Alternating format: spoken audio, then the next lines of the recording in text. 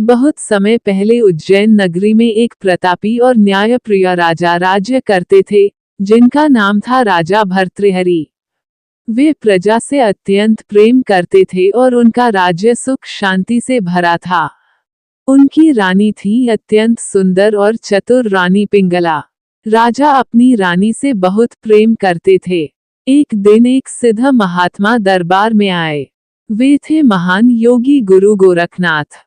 उन्होंने राजा को एक अद्भुत फल दिया और कहा, राजन, यह अम्रफल है। जो इसे खा लेगा वह सदा युवा और अमर रहेगा। राजा ने सोचा, मैं अपनी प्रजा के लिए जीता हूँ, पर मेरी रानी ही मेरे जीवन का प्राण है। यदि वह अमर रहेगी तो मेरा प्रेम अमर रहेगा। ये सोचकर उन्होंने वह अम्रफल रानी पिंगला को दे दिया।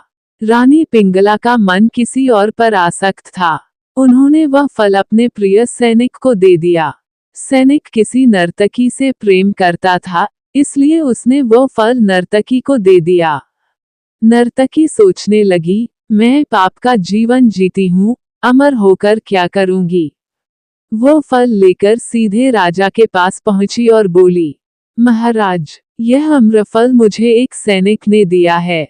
राजा स्तब्ध रह गए। उन्होंने पहचान लिया कि यही वही फल है जो उन्होंने रानी को दिया था। सत्य सामने आ चुका था। उनके हृदय पर वज्रपात हुआ। जिस प्रेम को वे अमर समझते थे, वह छल निकला।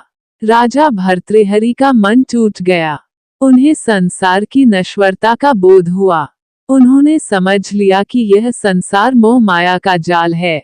वे गुरु गोरखनाथ के पास गए और बोले, गुरुदेव, मुझे इस मोह से मुक्ति चाहिए। मुझे सत्य का मार्ग दिखाइए। गुरु गोरखनाथ ने उन्हें वैराग्य और योग का उपदेश दिया। राजा ने राजपाट, महल, धन वैभव सब त्याग दिया। उन्होंने साधु वस्त्र धारण किए और जोगी बन गए।